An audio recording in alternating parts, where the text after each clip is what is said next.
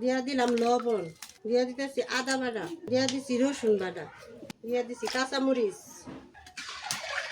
পানির মাঝে উতলান উঠলে বাজে চাউল দিয়া দিয়াম। পানিটা আবার গরম হয়ে গেছে গা, দিয়া দিতেছি পোলার চাউল দি।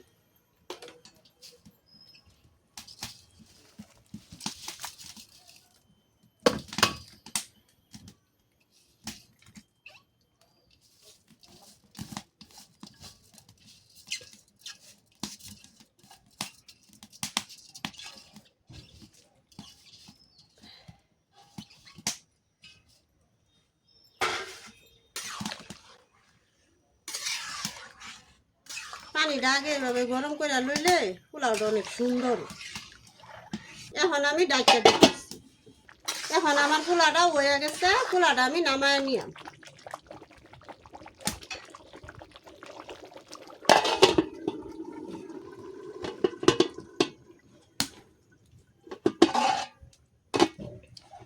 গুষ্টা বয়বার লাগি লড়াটা বহায় দিলাম।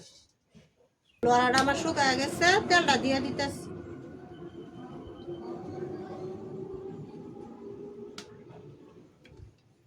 তেলটা আমার গরম হয়ে গেছে, পেস্টটা দিয়ে দিতেছি।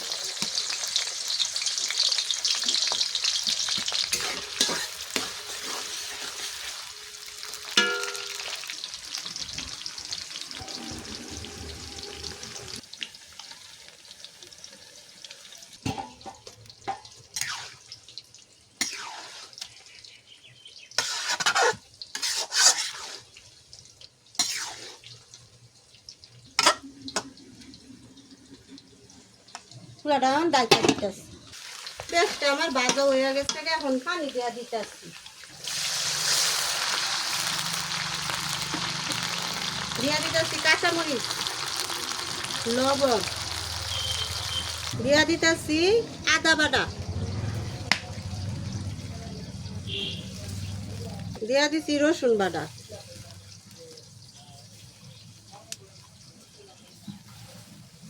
দিয়ে দিতেছি ধনিয়ার গুঁড়া, দিয়ে দিছি মরিচের গুঁড়া, হলুদের গুঁড়া, গরম মশলার গুঁড়া।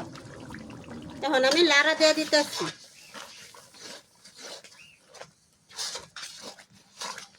মশলাটা ভালো করে কষাইয়া পরে গুষ্টি দিয়ে দিয়া। মশলাটা আমার কষানো হয়ে গেছে, গুষ্টি দিয়ে দিতেছি।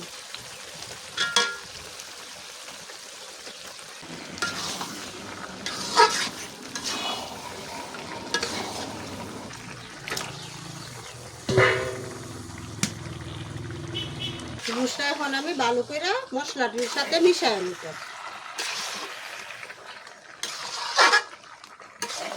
এবার গুষ্টা আমি ডাইকে দিয়া ভালো করে কষানির লাগে দিছিলাম। এখন আমি পোলাওটা লাড়াটা দেখে নিতেছি।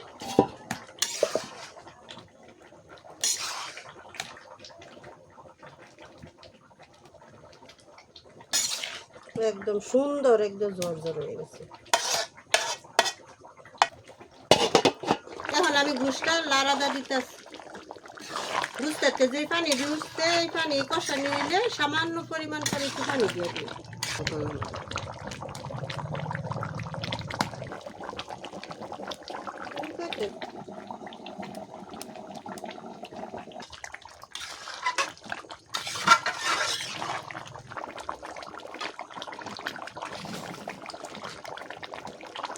এখন আমার তরকারিটা কষানি হয়ে গেছে, দিয়া দিলাম সামান্য পরিমাণ ঝুল,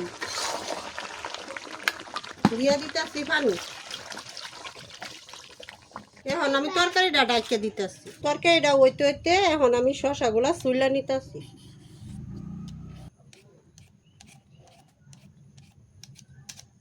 এখন আমার শসাটি চুলা শেষ। শসাটি দই লিমু শেষ, লেবু দি দুইয়া পরে কাটটা লিমু।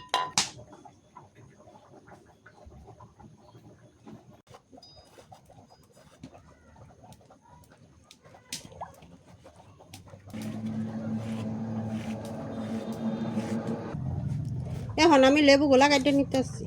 লেবুগুলা আমার গাছের লেবু পাড়ার একটা ব্লগ আছে, চাইলে দেখতে পারেন। লেবু কাটা আমার এখন শেষ। তরকারিটা এখন আমি লাড়া দিয়ে দেখতে।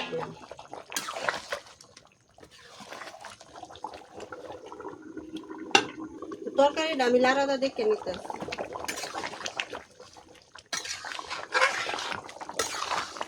তরকারিটা আমার হয়ে গেছে।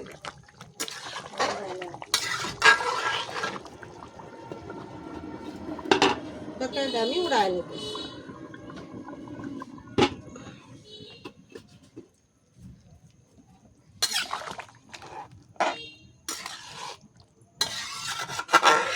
আজকে রান্না করলাম কুরবানি ঈদের গরুর গোশত।